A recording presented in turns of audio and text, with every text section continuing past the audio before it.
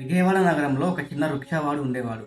అతని పేరు వెంకన్న. అతనికి కనకదుర్గ టెంపుల్లో వెలిసిన అమ్మవారి మీద అపారమైన భక్తి ఉంది. ప్రతిరోజు ఉదయం నుంచి రాత్రి వరకు కష్టపడి రిక్షా నడిపేవాడు. అమ్మ కృపతోనే నా జీవితం సాగుతుందని నమ్మేవాడు. ఒకరోజు అర్ధరాత్రి సమయం రోడ్డు మొత్తం చీకటిగా ఉంది.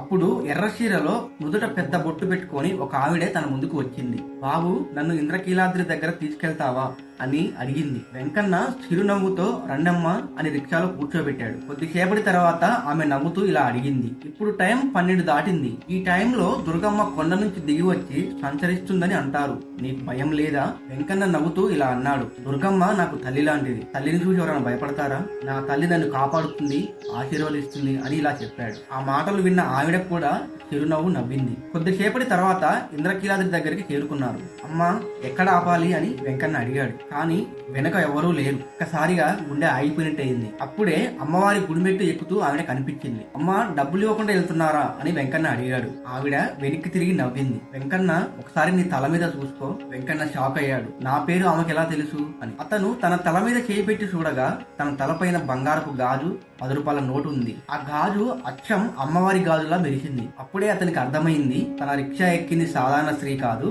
సాక్షాత్తు అమ్మవారే అని. దుర్గమ్మ అంటే మీకు భక్తి ఉంటే కమెంట్ లో జై దుర్గమ్మ తల్లి అని కమెంట్ చేయండి. ఇలాంటి మరిన్ని కథల కోసం మన ఛానల్ ని సబ్స్క్రైబ్ అవ్వండి.